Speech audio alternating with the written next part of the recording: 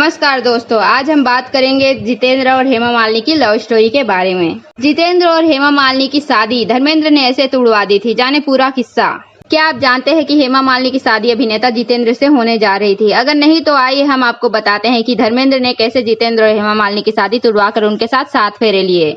बॉलीवुड के ही मैन कहे जाने वाले दिग्गज अभिनेता धर्मेंद्र और उनकी दूसरी पत्नी व बॉलीवुड की ड्रीम गर्ल हेमा मालिनी के बारे में काफी कुछ लिखा जा चुका है। इंडस्ट्री की सुपरहिट जोड़ियों में से एक इस जोड़ी को फिल्मी पर्दे पर जितना प्यार मिला, उससे कहीं ज्यादा रियल लाइफ में भी इस कपल को लोगों ने पसंद किया। यही वजह है कि ये जोड़ी आज भी फैंस के दिलों में राज करती है। धर्मेंद्र और हेमा मालिनी की लव स्टोरी के किस्से तो आपने सुने ही होंगे, लेकिन क्या आप ये जानते हैं कि हेमा मालिनी की शादी अभिनेता जितेंद्र से होने जा रही थी? अगर नहीं तो आइए हम आपको बताते हैं कि धर्मेंद्र ने कैसे जितेंद्र और हेमा मालिनी की शादी तुड़वाकर उनके साथ 7 फेरे लिए।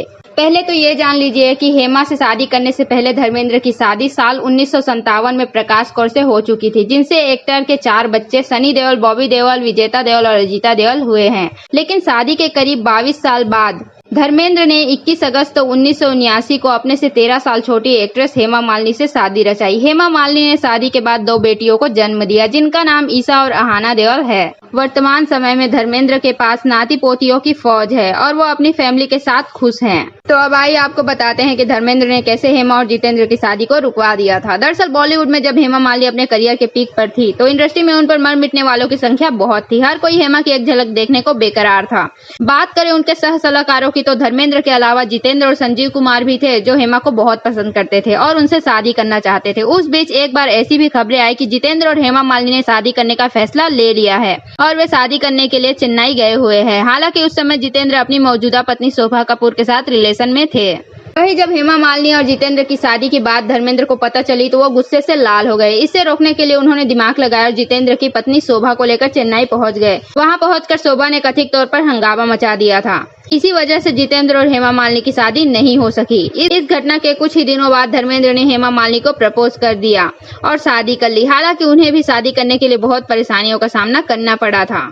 तो आइए अब एक नजर हेमा मालिनी और धर्मेंद्र की लव स्टोरी पर डाल लेते हैं। सुपरस्टार धर्मेंद्र साल 1958 में फिल्म इंडस्ट्री में एंट्री की थी। उनकी पहली फिल्म दिल भी तेरा हम भी तेरे थी। वहीं हेमा मालिनी ने अपने फिल्मी सफर की शुरुआत सपनों का सौदागर से की थी, जो कि 1968 में आई थी। हेमा की इंडस्ट्री में कदम रखने के वक्त धर्मपाल स्टार का तगमा हासिल कर चुके थे।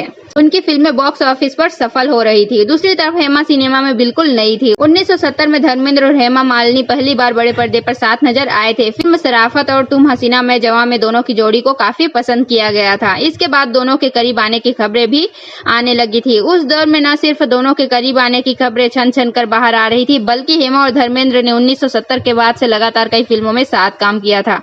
इसी दौरान दोनों में प्यार हो गया था। धर्मेंद्र अपनी पत्नी प्रकाश से अलग होना नहीं चाहते थे। हेमा मालिनी भी साउथ इंडियन परिवार से थी। हेमा और धर्मेंद्र का प्यार 16 तक आते आते परवान चढ़ चुका था।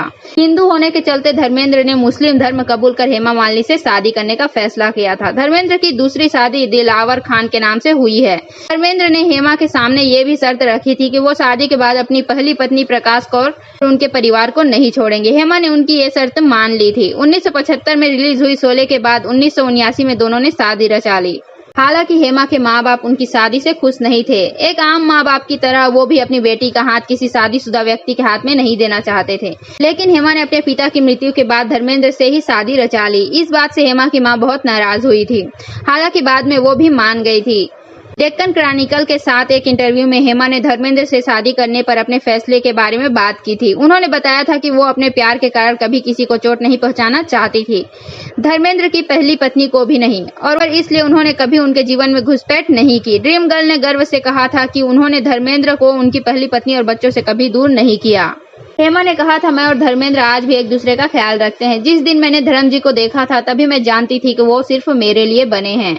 मैं उनके साथ पूरी जिंदगी बिताना चाहती हूँ। हेमा ने कहा था कि वह जानती थी कि धर्मेंद्र शादीशुदा है, लेकिन उनके साथ पहली मुलाकात के बाद ही वह उन्हें दिल दे बैठी थी। धर्मेंद्र और प्रकाश कौर के रिश्ते के बारे में हेमा ने कहा था कि वह कभी नहीं चाहती थी कि वह दोनों अलग हो।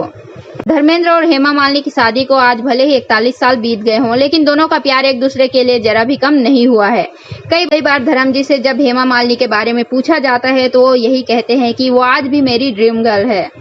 85 साल के हो चुके धर्मेंद्र और 72 साल की हेमा मालिनी ने कई फिल्मों में साथ काम किया है, जिसमें नया जमाना, सीता और गीता, राजा जानी, जुगनू, पत्थर और पायल, प्रतिज्ञा, बर्निंग ट्रेन, दिल का हीरा, अली बाबा और 40 चोर, आस पास, रजिया सुल्तान और शोले उनकी चर्चित फिल्मों में से एक है। उनकी चर्चित फिल्मों में शामिल हैं।